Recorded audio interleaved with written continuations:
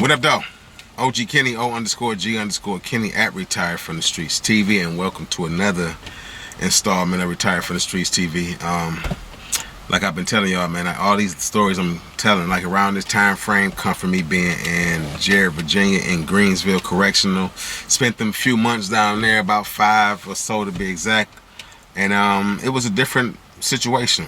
You know, being that you a Michigan dude and you know how Michigan prisons flow, you go to a whole another state, different lingo, different modes of what you call them, MOs, modus operandum. So I got my first bunkie down there. Well, my only bunkie down there, because we stayed bunkies the whole entire time. Older brother named they used to call him Wheezy, right? Cause he had a different voice, but he was a good, solid, humble Christian brother. Stayed in his Bible, stayed in his daily bread, and then he always just give me a mint when he down there studying doing his Bible. Like, here you go, bro. Just give me a mint. You know, it was his thing. I guess I don't know if my breath stank or what, but I don't know, because I used to drink coffee like on tip back then, so maybe he was telling me something. But we got real cool in that cell. Now, I briefed y'all in the previous story telling y'all about I told y'all when the yard got tense and it was like the basketball court was divided and whatnot. And I kind of teased in that story about a situation that happened in another yard with one of my brothers, one of my Muslim brothers, and a white dude, right? And I guess he was pressing up on the white dude. We don't really know the whole thing because we wasn't on that yard, so we just getting information and intel through dudes who was coming back and forth as far as working and whatnot and transporting laundry and all that type of stuff. So we just getting it like raw. We find out that he pressing up on this dude and he trying to get his squeeze move on. Like, man, let me get this, let me get that. Kept asking the dude for stuff. Then started putting his Debo down and making basically forcing the dude like, you gonna get this, you gonna get that, or this gonna happen to you.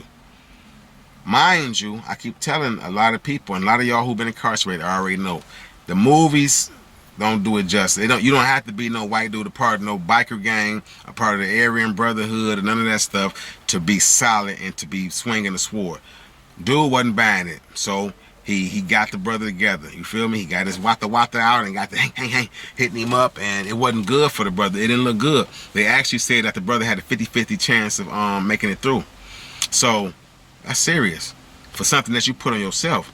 In that time frame, the yard, all our units got shut down because they figuring it's a dude from Michigan. All these dudes from Michigan probably gonna act up. They don't know. They taking a precaution because things like that. And I want to say actually that the dude that hit him wasn't from Michigan, so that was the thing. Because like I say, the yards were mixed and mingled with dudes from different states. They didn't see nothing wrong with that, which I didn't see nothing wrong with it, because I was getting to meet dudes from meeting dudes from all type of environments, different backgrounds, and learning things. They shut the yard down, right? Or put us on lockdown, which means that we basically, unless we go into chow, unless we get time out for the shower when they allow shower time, and basic stuff, food, shower, and religious service. Other than that, you was in your cell all day. And this went on for about 2 weeks. So at nighttime, when they shut us down, it used to be where you can, after 8 up to 10, you could still use the microwave and whatnot, but the pod was shut down. But then after 10, even that shut down. They wouldn't even let us do that. If you wanted some hot water, you had to have a good relationship with one of the porters, which was just the dudes that clean up and move around when all the cells is shut down. They clean the unit up and whatnot.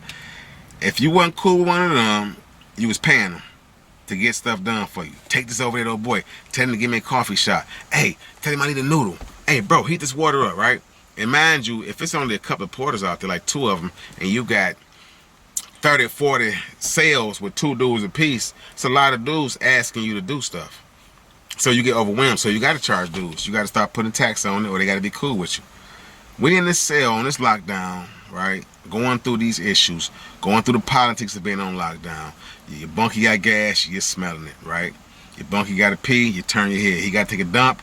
Hey, he'd be like, bro, because I was on the top bunk. He'd be like, I'm gonna put my, you can hang your blanket down and just sit on my bed, or I could turn my back. You feel me? Put my what you call a pitcher tent, where I put my cover up over me, right? And then we do our best to make our own little and air fragrance. You know what I mean? And to soften the stench, right? How about this? This when I first really find out with confirmation that I was lactose intolerant. They had cheese on the tray, and whatever the main meal was, I didn't want that. So they give you extra cheese, extra bread as a substitute for protein, because they got to give you a protein. It got to be peanut butter, cheese, meat, right? You get what I'm saying? So I didn't want whatever that meat was. It might have been fish on the bone. I mean, they have a lot of fish on the bone. Anyway, I got cheese, beans. So I was basically taking cheese, bean, and bread and this little spice stuff I had and making like these wraps with bread, and they was melting the cheese. It was fire to me. I'm like, this busting, right? So pause. But I'm like, it was fire to me. I didn't know, and that like, cause the rule is you usually on a synchronized clock when you got to take one. Everybody usually take one around the same time. So most people that had their last dump for the day before lockdown. This didn't happen this particular day. This particular day, on lockdown, me and Weez in there kicking it. We was watching something on TV. I forget what show was popping back then. We both was watching it though. It might have been, I don't know. Anyway, we watching TV. We kicking it. I feel my stomach bubbling. Doo, doo, boo, boo, boo. Right? I'm like, oh my God, right? I'm like, I hope I don't have the BGs. Cause we on lockdown, ain't no getting back out of here. And bro, a good dude. We been around each other like two or so months at the time, almost 3. So I know he don't mind, you know. And then I got all type of little fragrance, little oils I done bought that I roll on paper and roll them up into a tight and light it. That's our incense, right? Man, let me explain something. I'm asleep. I'm sleeping like, I guess on my stomach, but I got my leg up kind of like, you know. I'm feeling the sensation, the heat. You know how because I put that little stuff I put on there had a lot of cayenne pepper in it. So I'm feeling the combination of cheese, bubble guts, and cayenne pepper inside my stomach, like making a little volcano tornado. And it's like, you ever feel like your behind is holding its breath with like if you about to and your like that. This is like what my butt going through at the time. I'm like, please. So I'm trying to like ease a couple of them out, like on some, you know, them little until it's like it relieve the pressure. I'm like, hopefully I could relieve enough pressure to get me through, because I didn't know what time it was, because I used to take my watch off and leave my alarm on and put it on the table, so it made me get up in the morning, right? I wouldn't just hit the snooze and go back. So I didn't know what time it was. I just know it's late. I'm like, hopefully by the time they open this cell up in the morning, I could be done got it out my system, because bro get up super early. He old here. He about 50-something, 60 at the time. So he get up 5 in the morning any dang on way, start making his coffee and reading his Bible early.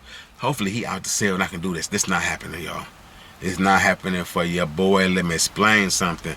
I'm trying to on the low, right? But listen, it's like 2 or 3 of them little beep, beep, beep, and then it's like, you know, it was like an accumulation of stank.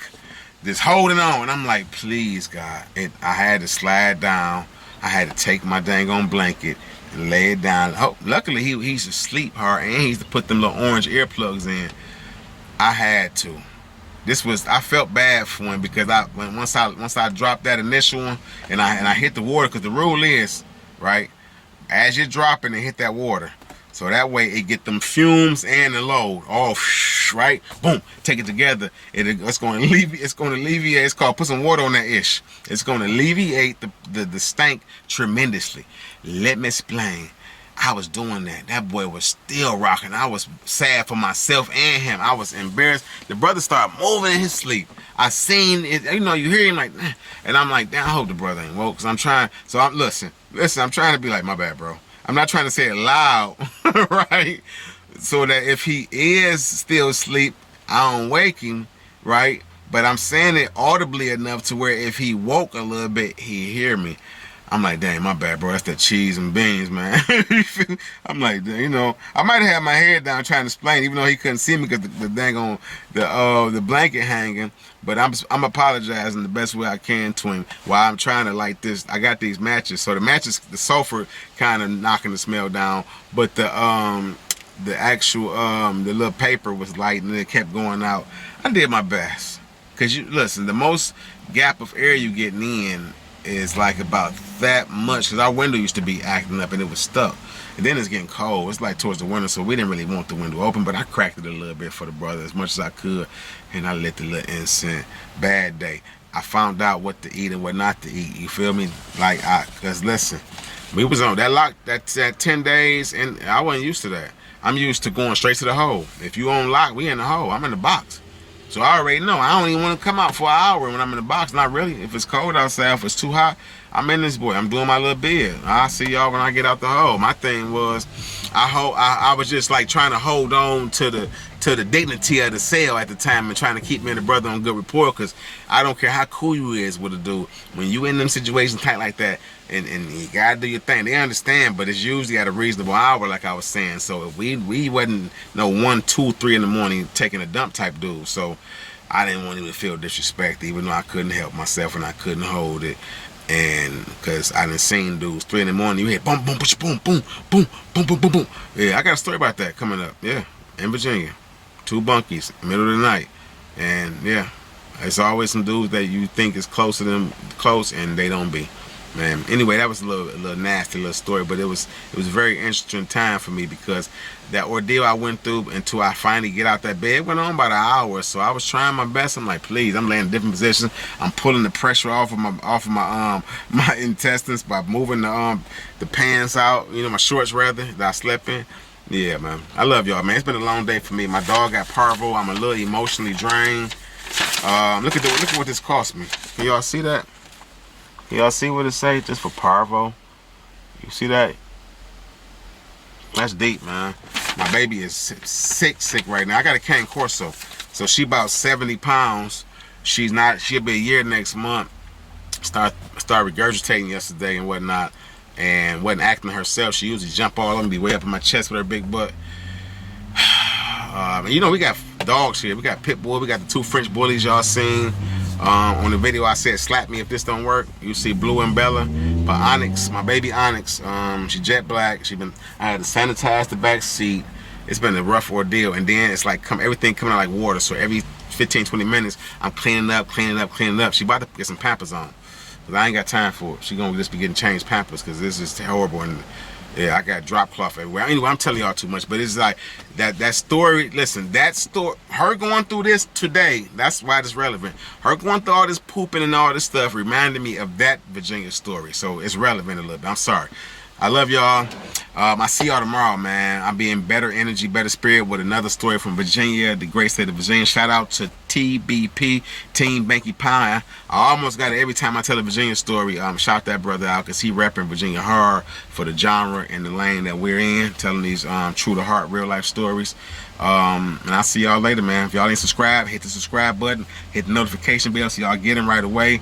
Like, comment freely, share the content, and I'm gonna see y'all later. O_G_Kenny, advertise for the streets TV, and I'm out.